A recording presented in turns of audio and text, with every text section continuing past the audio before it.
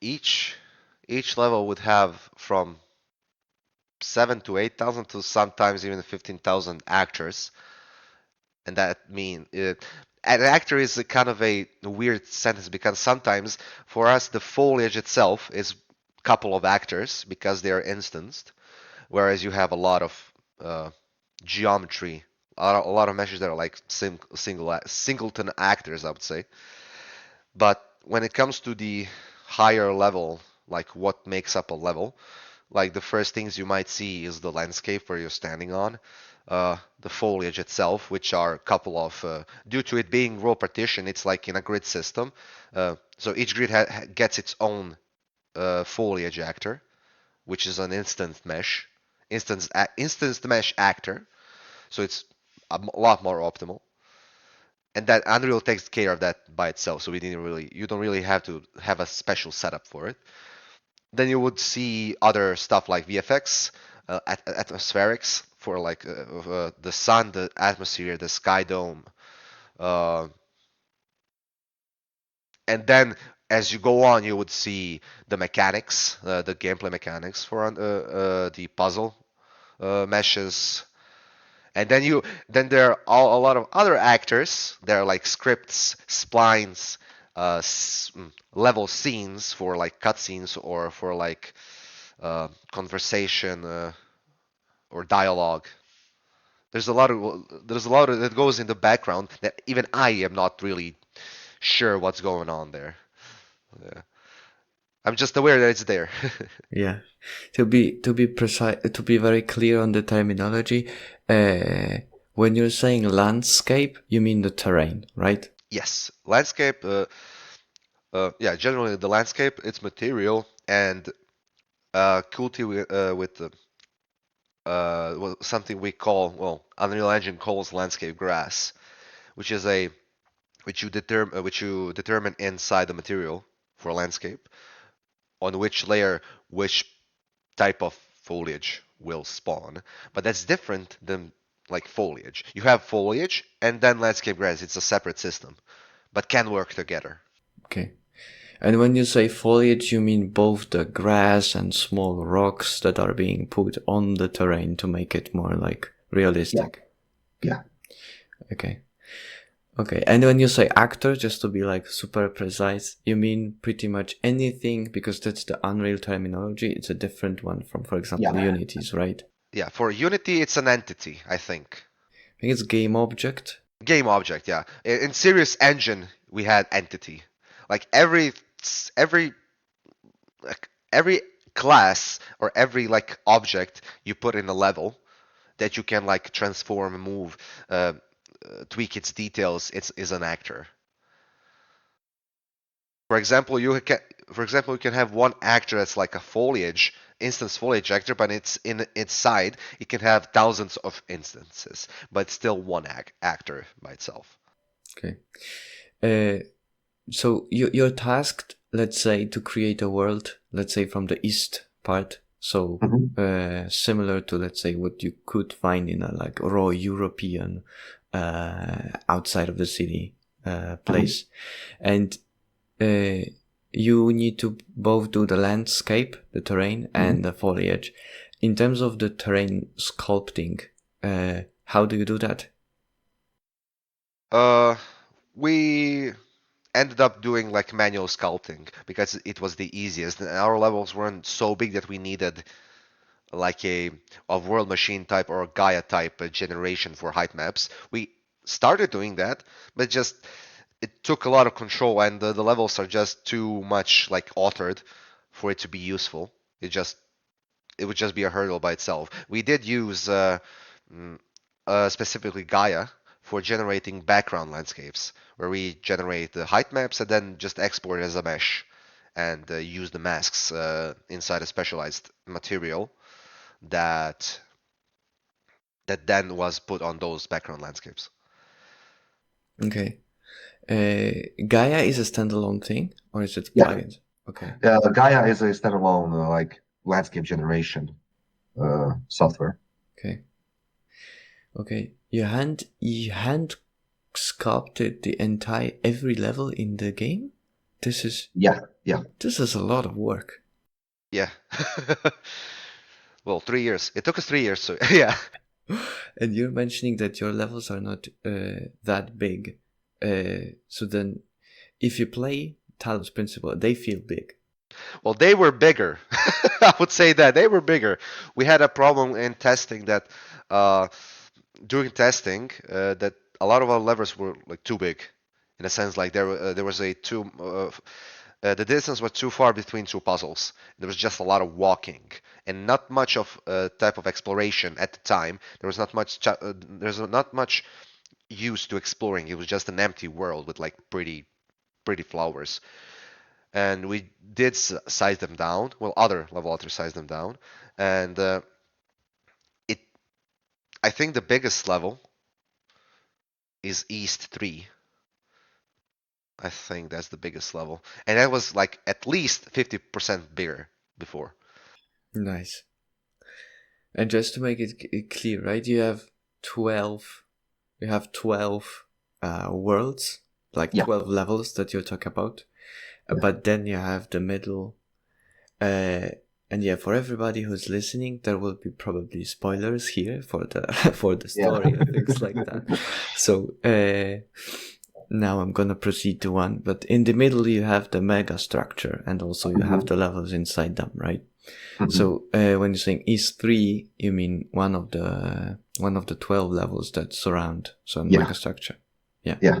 So the structure itself was like you would have that central pyramid hub from where you would go to like four sides of the world, and each side of the world would contain three levels that we call clusters. So each side of the world will have three clusters, and you would get 12 clusters in that list from that. So you're making the east level. You're sculpting. You sculpt the terrain, right? And now Yeah, so first you would start with a overall like what kind of a level would it be? Would it be like an island? Would it be like how do you call it, a delta between two areas? Because we need to think about okay, how do we limit the player?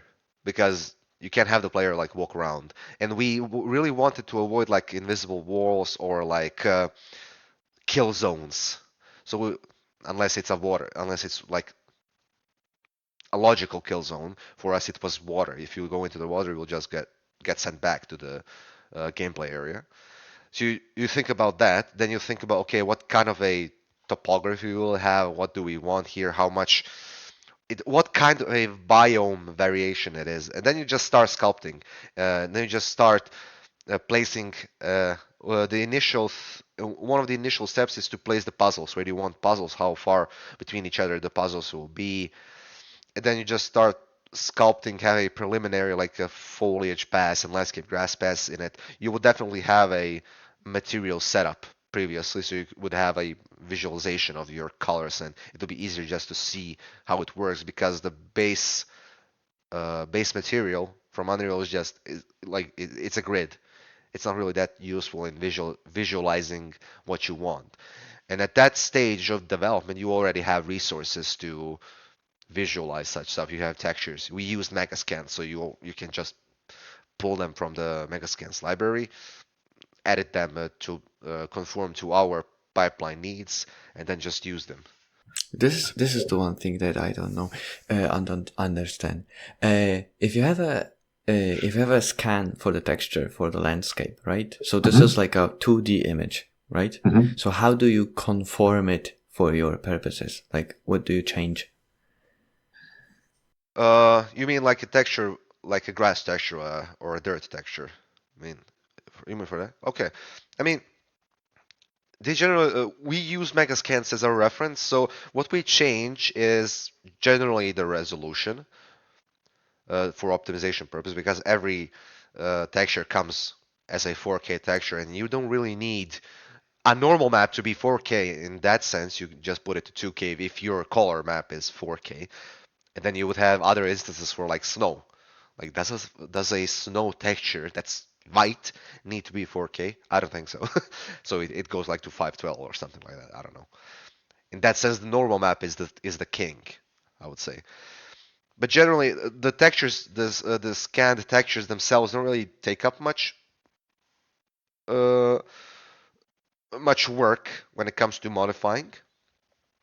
If you take a no, if you take a like an other third-party asset pack that has textures, then that those textures could have a different formatting of your roughness, metallic, displacement, whatever. Then you have to add those manually, which like there's no standard of okay, the roughness goes into red, the metalness goes into green, and so on. Because you have sometimes you will have an occlusion mask, like ambient occlusion mask. Sometimes you won't. Sometimes you have displacement. Sometimes you won't. So it's a juggling it's a juggling work to make that work there.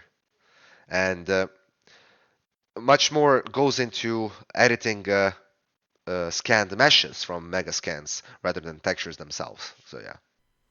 Yeah, and yeah, again to be clear for all the listeners that might not know this, if you generally speaking in rendering in 3D rendering, you're using shaders, which is just like a GPU code for rendering, and at some point you apply colors to just 3D models, right?